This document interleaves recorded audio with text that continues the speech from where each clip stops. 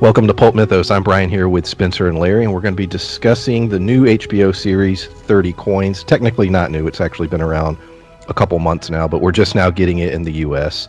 It's a Spanish production, and they dropped the first two episodes Monday night, and this is full spoilers. We're going to be jumping all around the fact that it's two episodes. Structurally, we're going to be all over the place.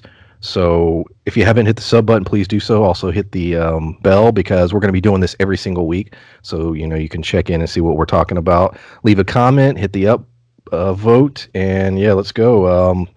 I want to jump right into the body horror stuff. Larry. Yeah, dude. So Larry has, body horror is just not for him. I mean, he enjoys productions that have it, but it really gets to him.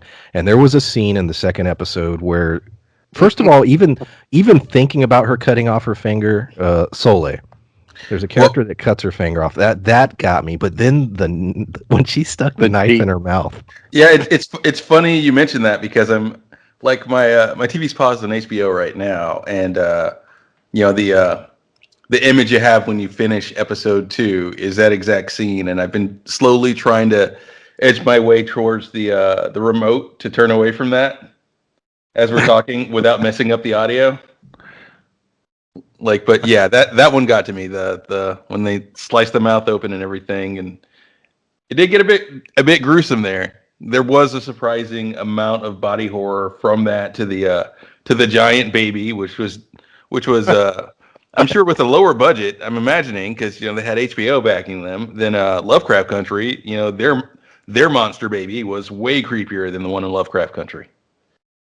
Yeah, the effects in this, and like I said, the body horror. It wasn't just that she cuts her face open; it's they kept showing it, and the effect looked really, really good. And then, of course, they're going to show them sewing it back up, and even that scene, you're just like, oh my god.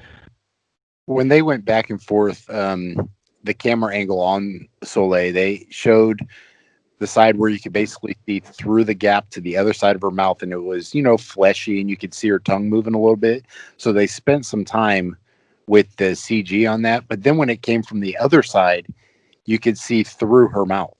Yeah. So they spent enough time to not just make it to where she got cut, but put the details behind it. I was really impressed with that. And then even in the first episode, you have the butcher factory, or whatever you want to call it, the slaughterhouse, and these pigs, and they're being slaughtered. I mean, it's just it's really, really gruesome visuals on screen throughout both episodes. Now, Spencer and I, there's a film that came out back in 2010 called The Last Circus, and the guy that is the showrunner of 30 Coins, that was a film he had done. And that movie's gruesome too. And so, we had seen that film years and years ago, and we were like, oh shit, this guy's doing a show. I bet it's going to be crazy. And it's lived up to the reputation of that film. Yeah, right out the gate. In The Last Circus, and I won't spoil that for anybody, because hopefully somebody, people find out about this show and we'll check out that movie, because it is really good, but it is not for the faint of heart. That's for sure. It's very gross. Oh, excuse me, and graphic. But when we heard about this, it was something that I'm a huge Dresden fan. Like, I love the Dresden Files, and this is very similar. There's a storyline in the Dresden Files books about, Judas's coins that he got from the Romans, and they possess people, and one of them's named Nicodemus, and he basically has Judas's coin. He wears like a noose around his neck in the shape of a tie. So as soon as Brian told me what the show kind of premise was, I was super excited. And then, after watching the first two episodes, I love it. It's a lot. But before we dive into the main characters and the story, I have a theory already. And like I said, this is full spoilers. We're jumping all around. So yeah, it's about the 30 coins. The first episode, so this is my theory, and I want to know if you guys agree or disagree. The first episode, the main conflict that we mentioned, the baby, I believe that was done by demonic forces. The second episode, and the show tells you basically the plot with the Ouija board and the young Soleil and her friends. I believe that was the church Yeah. that did all of that. And there's a line at the beginning where they're talking about the main character, who, like I said, we'll talk about in a minute. Manuel, the priest. I'll just call him the priest. Probably they say he's not with them. He's also not with us. And so clearly these are two opposing forces. But my God, by the end of the second episode, you sit back and you say, well, who the hell's the good guy and the bad guy? Because both are equally doing horrific, terrible shit.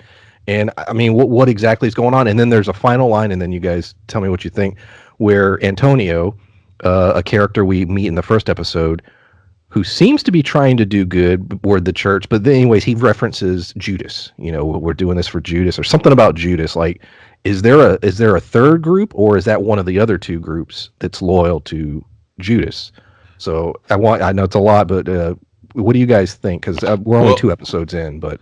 Well, I will say about that last scene, it seems to be the priest, because you see like the shadows of the figures around him, and it looks like the bishops, and I think he's referencing Judas in reference to his potential betrayal of Manuel the priest.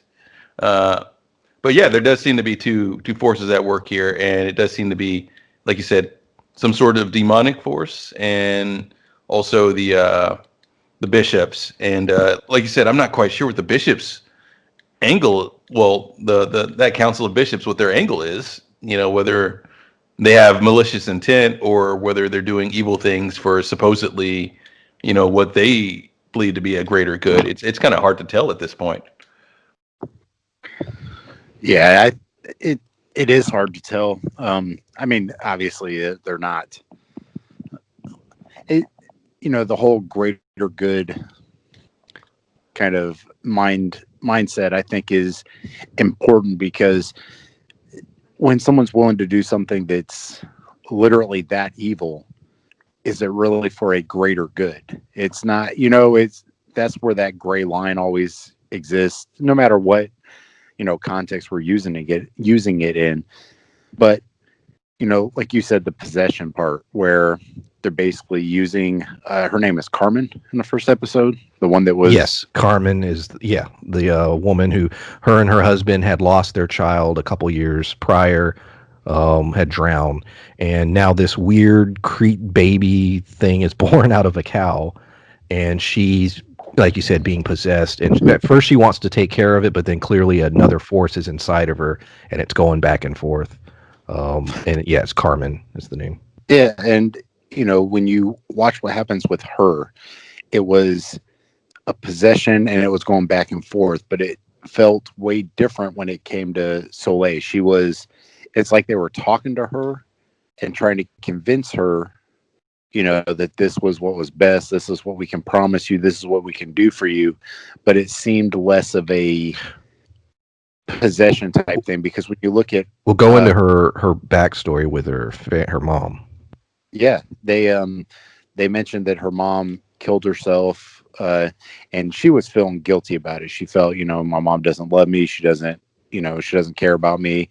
I made her do this. But then the priest mentioned to her that, she was dying of a, infection. Let's say a terminal disease, I think is what they said. But she was going to die, and that she loved her very much. So I think that was the thing that kind of broke that promise, was that they're not going to be able to bring her back. They're promising you something they can't give you, and she didn't do it because of you. This isn't your fault. And it kind of talked her down, and she was able to kind of go back to herself. And you look at what happened at the beginning of the series, where the dude gets shot, and it's the priests coming to get him.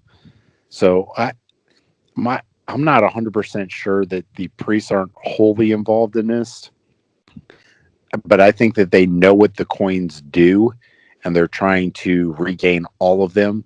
But I don't know if someone else is also trying to get them, which would be my guess.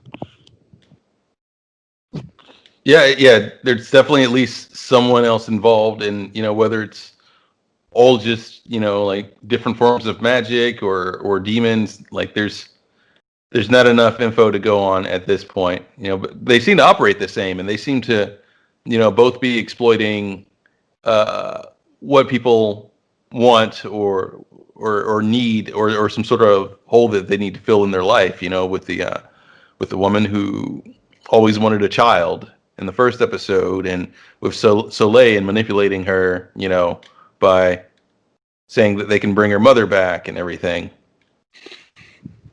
What do you guys think about the sort of the mystery aspect of the show? There's almost an X-Files quality to it where, yes, there's this overarching story, but, we've only seen 2 episodes, but basing it off the 2, we have a mystery in each episode that needs to be solved. Did this child really come from a cow, and what's up with that? And what happened with the Ouija board? Where's the girl? She disappeared. I like that kind of stuff, so I'm really enjoying that. But yeah, how do you guys feel about it? I think it fits into some of the things I like. There's shows that I like that are just kind of there's not a whole lot to them. I love The Office. It's one of those things I can play in the background and not really pay attention, but still laugh on a pretty regular basis. Fresh Prince, I love Fresh Prince, but these kind of shows where I actually have to sit down, pay attention, try to figure shit out. I love mysteries, whether they're murder mysteries or, this. I love the kind of intriguing dramas that are pulling you in with a payoff at the end. Like you're trying to figure shit out. Yeah, I think it's a cool angle too, and it definitely pulls me in with the show. Like Spencer said, I feel like for the number 2 character, or your co-lead, at least the your co-female lead, they chose an odd profession, making her. Yes, she's a vet. She's a vet. Yeah. Well, let's think about that. Yeah. So your main 3 characters, it's a priest, a mayor, and a veterinarian. That's it. Those are the 3 leads. Sounds like the start of a joke, right? It's insane. But they all fit a role, and they do well. And I've also was very impressed with how much backstory we're getting for all 3. We've only seen 2 episodes, but we're slowly unraveling who these 3 characters are. And the only thing that they may need to explain a little bit more is why Elena is the veterinarian. Why is she so much into being a detective, basically, or getting involved in shit? Like the priest stuff makes sense. Paco is the mayor. That stuff makes sense. He's a businessman. He's a mayor of a town. He wants things to go well. But why? Yeah, like you said, her profession's a little. I need a little more backstory. Now her husband's disappeared. That's part of her story. I think that's going to play into it. But that doesn't make sense. The mayor doesn't just show up at random. Well, let's go into that. So he's a very involved mayor. He's into her. I mean, there's no question. He is married, and the show goes into he is married, but clearly Paco is really into Elena. And there's even a scene where she's talking about leaving town, and he's just like, "No, you can't do that." I need her. And at first, it's sort of like, "Yeah, I bet you do."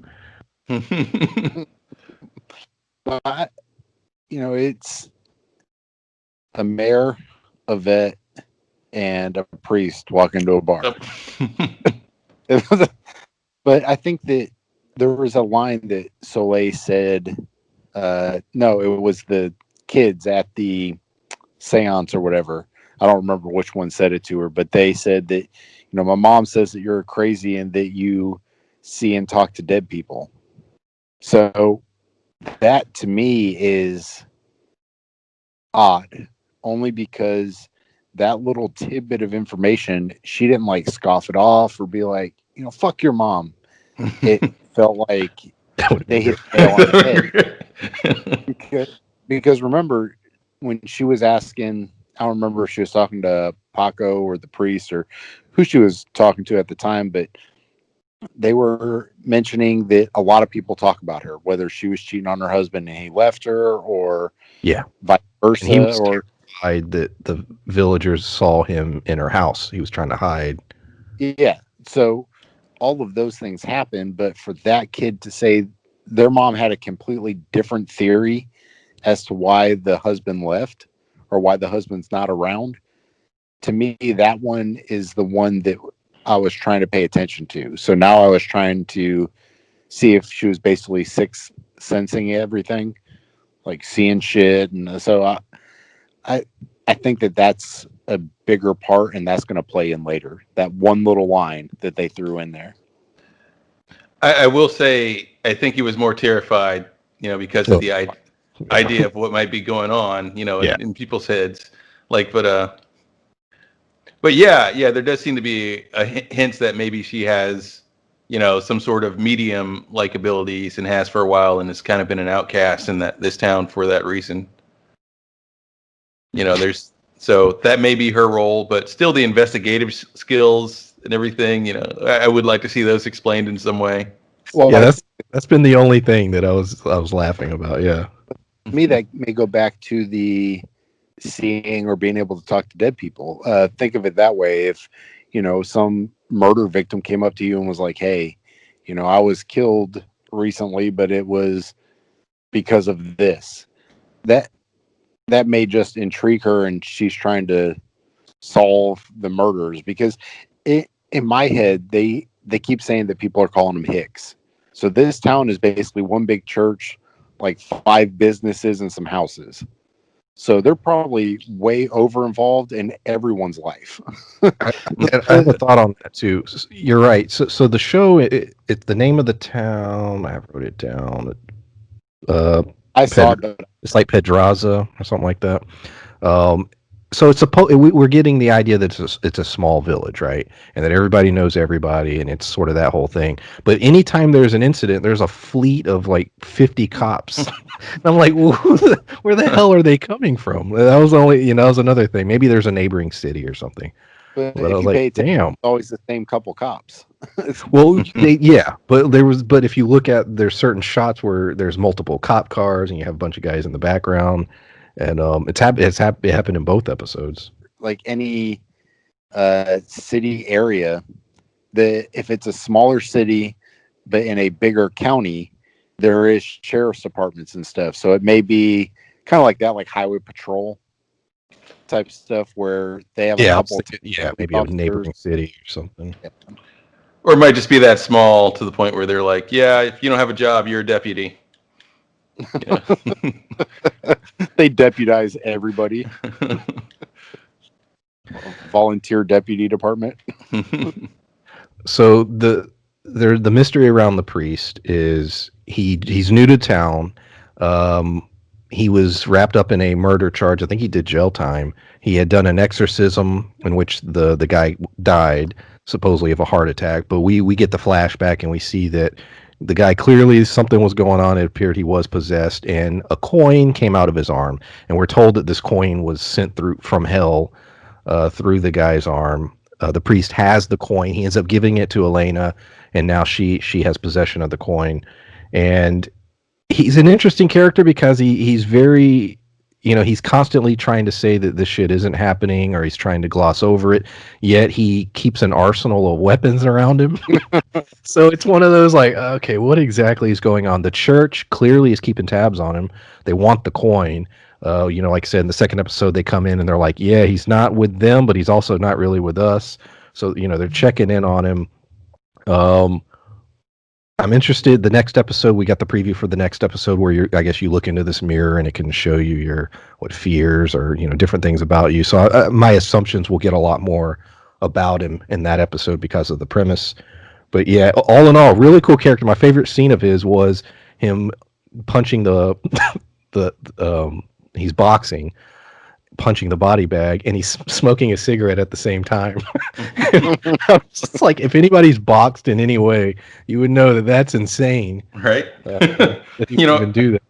Yeah, after that much without a cigarette in your mouth.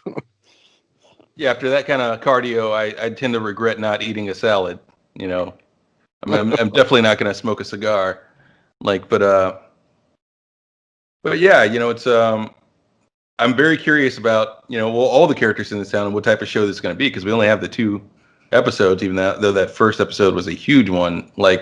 Because we saw, a lot of characters over these last 2 episodes survive, and there's a lot of weird folks here. Is this also going for, are we Are we doing more of a issue of the week kind of thing, or is this going to spin into, like, I know it's going to spin into a much larger narrative, but is that the focus of the show, or is the focus more the smaller soap opera like things that happen, and the fact that this town is weird and getting weirder, you know? Well, I think that when you look at, like I said, I base this off of the knowledge I got about those coins from the Dresden Files books. But each coin basically has its own demon attached to it. But it seems as though the church are also able to kind of possess people. So I don't know how they're doing that. I don't know if they're using the coins or the proximity to the coins, or if they're using a completely different method. That to me is the biggest mystery. What knowledge I have about the coins, not what they're using the coins at, because I don't know what context they'll do it. They may do it completely different. I don't know. But I think that, to me, the bigger mystery is the church, what they're going to do and how they're able to, basically talk to Soleil and be in that area and use her as a conduit to communicate to the priest. That to me is the biggest mystery so far. What do you think about her ability that she gained, or what exactly was it? She's disappears, and then they bring her back with the Ouija board, and then all of a sudden she can mark you for death or see that you're going to die. Which is it? I'm not completely sure. And then of course you have the crazy thing that happens where the ceiling opens up and everything's being sucked out at the end of the second episode also. But she, like you said, she's alive. They sewed up her face. They said she's going to have a scar, but she's there. Is she going to continue to have abilities? What exactly was that severed at the end of the episode, or what do you think she'll play a bigger role, or continue to play a role in the show? I mean, I think she'll continue to be around, but I don't know if she'll gain or keep those powers. I think what's important too is that everyone was afraid of her. And if you think in a small town that word of what just happened isn't going to get out, because there was, they called the cops. People showed up. They saw her face. There's, a hospital where they had to sew her face. So there's so much to talk about with just her. If they were already afraid of her, I think that she would be easily used as a tool again, because if how the church was able to get to her was because of her grief over her mother, then now, because everybody's afraid of her, everybody hates her, she's going to feel that same kind of, she's going to feel withdrawn again. She's going to feel depressed, and it's going to be easy for them to use her again. Yeah, and that does bring up the question of whether or not that was an ability she had, or whether that was that council of bishops possessing her. And that was I'm not sure. So it's hard to say really at this point, because there's still so many questions that need to be answered. Like if it's her ability, then yeah, it'll probably still remain. But if it's them, like, well, we still need a lot of explanations about what. Well, I think everything will piece together once we have an idea what their goal is and what these coins can do. Like, do they just corrupt, or is it like the ring from the Lord of the Ring, where there is some power there, but it primarily corrupts you, or what's the case? Made the guy in the first episode bulletproof. Like, he got shot like 14 times and just kept on walking. Yeah, but that's another question I have with that too. Like, was that the coins, or was that the possession thing that the priest did? Yeah, because it showed he had a necklace on. Yeah, he had this little necklace on, and yeah. So it was. Did they give him that necklace, and that's what made him able to get through? Like it. That's what I'm saying. There's they probably have holy relics that probably possess different abilities and stuff. And I would be curious if the priest, the main character, also has anything. Well, also because of the I can't remember her name, the woman who wanted a child. Carmen. Carmen, yes. Yeah, because of she took quite a few bullets and lived herself. So is that just a result of the possession? I'm wondering. And if it is, then what was with the necklace, or did the necklace just allow them to get some sort of greater level of control over him? Well, going back to Carmen, how do you guys think of it? I thought it was an interesting play. Okay, they have the child is born out of the cow. She's taking care of the child. Child turns into this scary, nightmarish spider thing, but she is controlling it with this puppet thing that she constructed, and it has power over this creature. And then when it was destroyed, it clearly affected the creature. But then the creature just jumped down the well, and I would assume is still around. Possibly. I mean, they Yeah. don't say. So, which is, my God, could you, if you were Elena and you saw that shit, would you stay in this village? Like, I'll be damned if I'm staying there. If I saw that shit jump, underground. Yeah, Be like, that was my first thought. Like, I'm out. You ever going to use a toilet again? You ever going to take a dump in a toilet?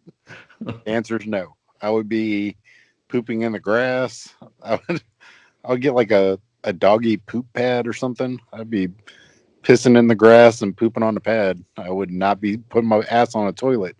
You'd be afraid every time you saw a sewer grate. Dude, I'd leave. There's no way. No, never. I'd never live in that town. I'd want to move there. What do you think about the mayor's wife, Paco's wife? Initially, we established, okay, he's a mayor, but he's a businessman. We have this whole thing with the slaughterhouse. In the second episode, there's this whole thing about opening hotels. So, he's very involved. She's a part of that, and she seems, like she's, trying to further his career. The business side, the political side, but we're only 2 episodes in, and they've shown no proof that she is, aligned with any force. But they do keep focusing on her, and it led me to think, could there be something more with her? Maybe not. Maybe it's just, his wife, who's like, hey, why are you talking to Elena all the time? which completely would make sense to be upset about that. But I don't know. Spencer, we talked about a particular scene which got me thinking about that. I don't know if you want to go into that. Yeah, there were several times where it felt like she was trying to take control. So at first, I'm thinking, well, she's jealous, and rightfully so, because the way that him and Elena were acting towards each other. But she felt very controlling. So I was, she's trying to spin this media circus, and I was like, okay, like I didn't think nothing of her character until there was a scene where they were, I think Elena came to get him at the slaughterhouse, and there's like this long, like, hallway, and she was at the end of it, and they're like trying to sneak past it, and they're like, he keeps like looking down there, and she just turns and looks, and it just like stays there for a second, and that sequence, to me, it felt symbolic. I don't know if it is or not, but that felt more like it was pointing towards something along the lines of these coins or a possession, as opposed to just she's being controlling and a little bit concerned because her husband keeps spending all his time with this other female all hours of the night. That scene, and then in the second episode, when she's talking to him about what he needs to do, it feels like she's trying to guide him, and that's not an unusual thing for a relationship. However, compounded together with all the other stuff, it does feel like it's more than just a rightfully jealous spouse. Well, yeah, it seems like she has like she's trying to hold the reins to his career and future, and not only push him in a certain direction, but like, hell, drag him in a certain direction if she's got to, because she keeps pushing him to maintain an image, and and the jealousy, like you said, that makes sense. I think anybody on Earth, with the amount of time, and her throwing rocks at their window in the middle of the night and pulling him out of bed, and all this other stuff, who wouldn't be suspicious with the amount of time and the fact that there's clearly some chemistry there. Yeah. But she may be a little bit controlling, or maybe this is the dynamics of their relationship. It's hard to tell at this point. Yeah, exactly. Like I said, 2 episodes. So yeah, and we didn't we don't know the history of their relationship, and we didn't get any of that as far as how long have they been together, and but like you said, clearly she's trying to. It appears that she's trying to keep his career and his political status in check, basically, and he's running off with this veterinarian chasing monsters and hanging out with priests and all kinds of crazy shit. I want to talk about the opening credits really quick. A lot of shows ignore, there's a few examples of show. Game of Thrones had a great opening credits sequence, but some shows sort of ignore opening credits these days. And not all of them, take the time to actually make a really cool production. This show, damn, I mean, they made a little short film for the opening credit sequence, and it's essentially the betrayal of Jesus with Judas, and it goes through the crucifixion. You have the Romans, you have Judas committing suicide. Like you have all those things. I was impressed. I just want to bring that up. Yeah, what did you guys think when you first saw it? Well, I think what you just said is, what I was thinking. Yeah, there's a lot of shows. Like I just watched Sabrina. I've watched Cobra Kai. So based off of those two, just alone, Cobra Kai's intro is basically just the logo pops up. You look at Supernatural, just the logo pops up. It's not like a intro type thing. But, Sabrina, I watched The Flight Attendant, which is also on HBO. It's got a lot of like hidden symbolism and meaning behind every little thing. And I think that this does the same kind of, production. And the way that it was done, like you said, Brian, it felt like a little mini movie. I thought it was really cool. I liked it. Yeah, there's a lot of little detail in there. They really went all in for that intro. And, like a lot of cool little things that they've thrown in there too, like they do give you the hints of the significance of little things and, stuff that just seems like, and there's some things that just seem, ominous. I don't know if some of this is a hint to anything happening in the future or it's just an omen because, like at one point there's a giant skull just covered in ants. Like, and I don't personally think that means anything, but it did look real cool. Just metal as hell. Yeah, right. It felt like a metal band's like Slayer video. yeah. That you could put some Slayer to that, and it would work perfectly. But yeah, I was impressed that they took the time to actually spend money to make an opening credit sequence. I'm really hoping HBO is trying to expand, internationally with HBO Max. They wanted to make that a global brand like Netflix and Disney Plus. And so getting international productions, and then bringing them, to the U.S., not dubbing them, I'm enjoying it. Some people have hangups about watching subtitled productions. And it does take more work, like Spencer, you saying you were watching. Usually you like to have a meal while you're watching a show, but you can't because you got to really pay attention because you're reading the subtitles. Yeah. But got off work and was like, you know what? I'm going to sit down. I'm trying to do like the whole low carb thing. It's helping my blood sugar and stuff. So I was like, let me make me a salad. Sit down with my salad. And I'm like, well, fuck, I can't eat this and watch this because I can't read and eat. You just can't. Like and there's a couple points where, because I don't understand Spanish, like when Paco and Elena were going back and forth, it was like a heated conversation. And I had to rewind it 2 or 3 times because I couldn't catch everything. I had no idea what was said. So I had to go back and read it. And that made it real difficult. But I have zero issues with subtitled things. And I enjoyed it a lot. And I'm looking forward to, like when you said Netflix, they have a lot of foreign type different shows. There's a couple Korean comedies. There's a couple Korean dramas and those kind of things. So, these are things we would have never gotten before, or you may have heard about it and it would have been real difficult to get an imported DVD or something. But now with streaming, a show like 30 Coins actually having an easy access to it. You're right. There's a lot of productions in Spain, India, Japan, Korea, and we're getting that stuff now. And that, to me, that's one of the best things about streaming is currently is the fact that we're finally able to see these international productions of these shows we would have never had an opportunity to see. And it's funny you mentioned that, and I am, happy to get these things, definitely.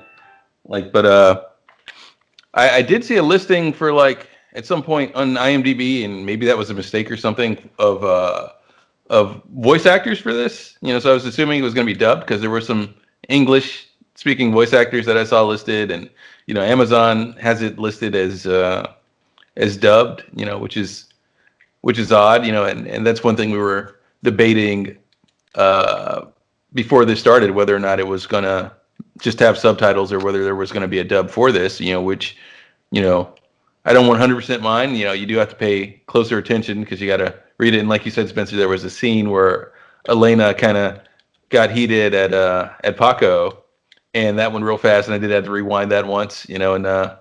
But yeah, well, it's great to get that, and it's great to get these things, and definitely, like you said, want to see more international content. It is harder to deal with if you're the type of person that has to multitask because you have less time in your day, and you've got to, let's say, make dinner and watch TV at the same time. It's not a show you can do that with, and well, I mean, it's a little hard to do that anyway because of the mystery. But whether we get it dubbed or not, I certainly do hope we see more shows like this. I thought it was going to be dubbed.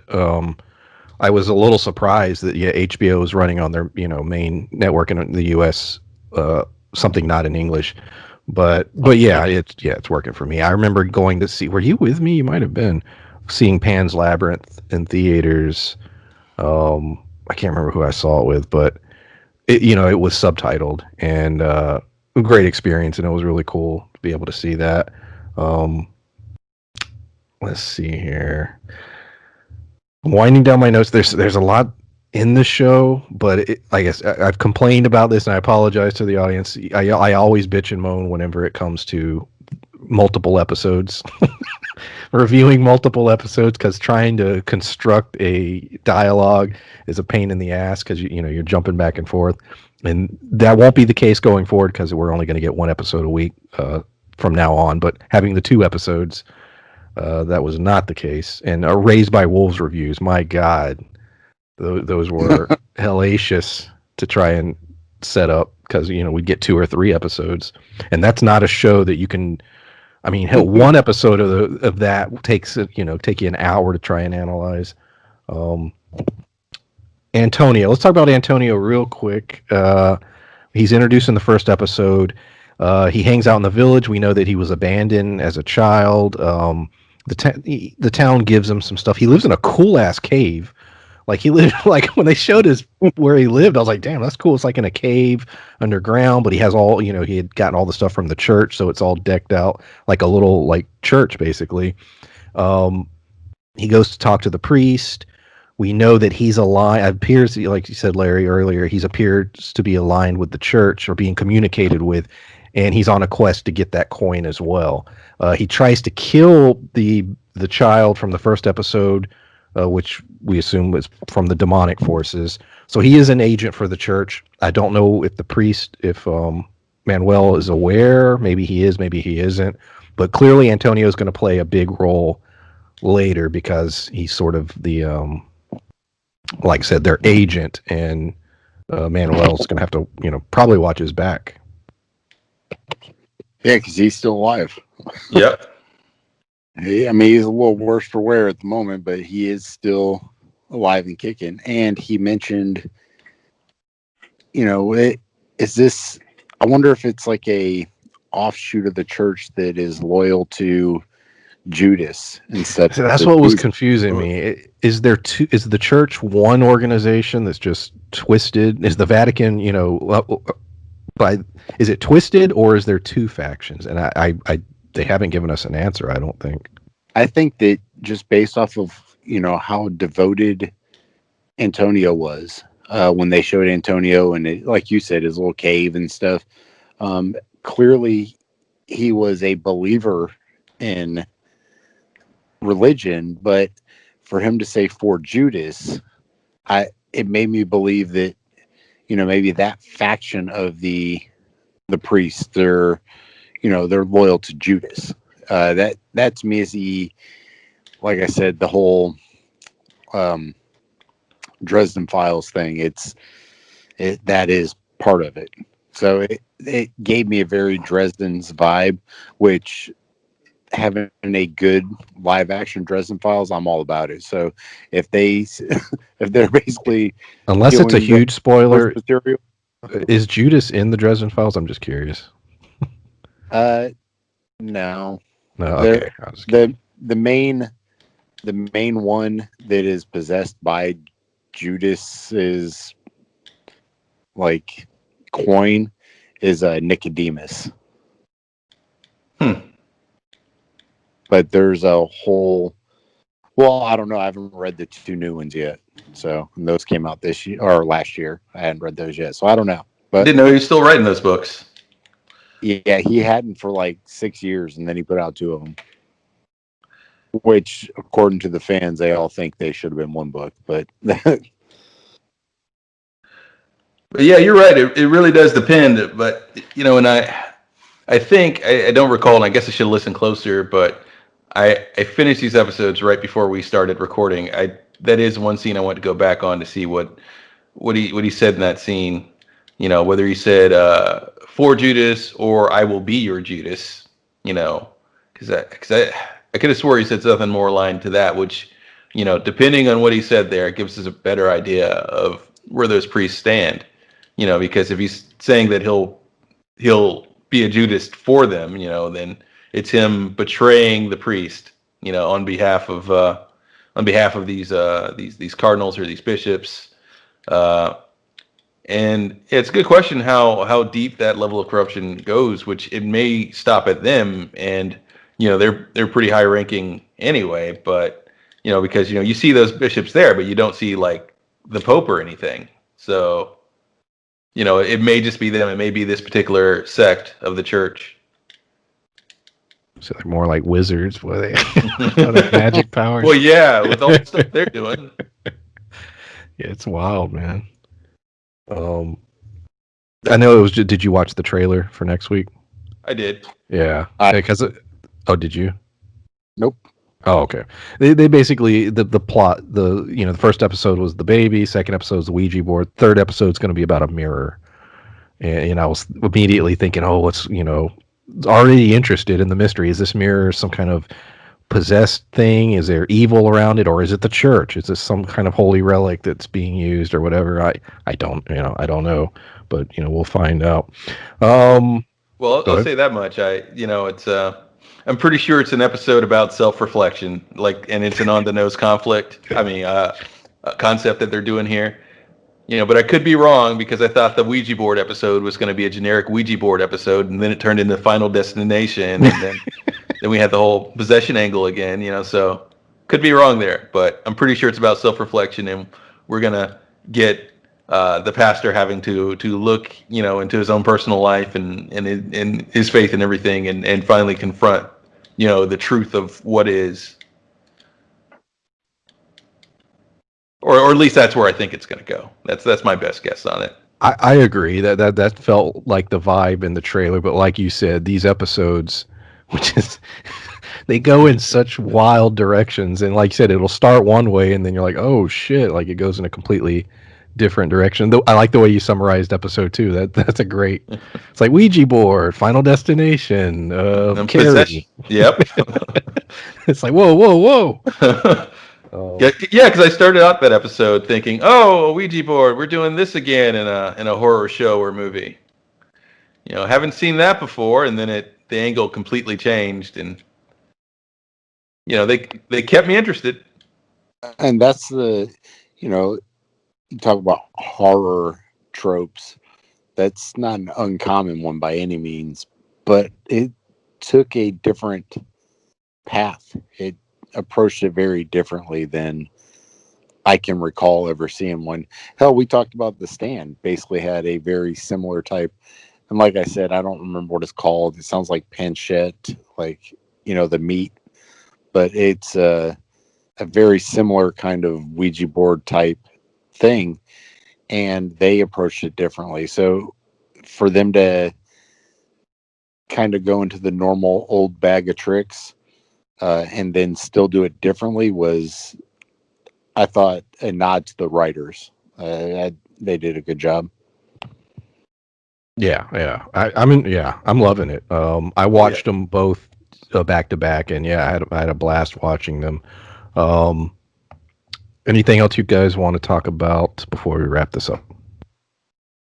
Oh no, this show. Well, I just want to say this show could take forever, to get to the final conflict, and it could just be these, issue of the week episodes for a while, and I'd still enjoy it because, to be honest, back when Supernatural was a new show and we didn't have like 9 or 12 or however many seasons there are of that now, 15. those were some 15 seasons. I believe you. Like those were the best episodes, the Monster of the Week episodes, where we were exploring that. So no matter how it ends or how long it takes to get through the main plot line, I'm just going to try to enjoy the ride. Well, all of this is over one of the coins. There's 30. Exactly. Judas was paid 30 pieces of silver. So does each coin have its own power? Is that each coin possessed by a different demon like they do in like the Blackened Order of Denarius or Denarius, I think, in Dresden, and each coin is a different demon, different fallen angel. So I don't know that they're going to go the same route, but all of this is about one coin. So if there's 29 other coins, 30 seasons. That's what we're getting. but they may, come to a point where they're just like, we have already found 7 of them or whatever. It's they can tie in a lot of stuff, and to me, it's very interesting that they have a lot of material that they could cover depending on how they do it. The world building already, I hope this is more than one season. Like, this is the one time where I'm like, all right, I don't want this to be wrapped up in one season. I hope there's multiple. I don't know. I haven't looked into that. But yeah, I'm enjoying the journey so far. I'm enjoying the world building, and I like the mysteries and the little bit they're giving us a little, and they're giving us some. It's only been 2 episodes, but they are giving us a little bit more each episode. Yeah, there's going to be that one season, like you said, and we may get early on 1 coin per season, but then there'll be that one season where somebody shows up to town with like 6 or 7 coins in hand. And they got like 42 different powers and conjuring. But yeah, looking forward to next week's episode. It'll be just 1 episode, so a little more structure to the review. Appreciate everybody listening. Like I said, if you haven't hit the sub button or hit the bell, please do so. We're going to be doing these every single week. A lot of other content on the channel. We have the Your Honor, The Stand. WandaVision starts next week. Big Sky is returning. So there's a lot of stuff on the channel. Check it out. Thanks for listening, and we'll see you next time. Bye. Bye.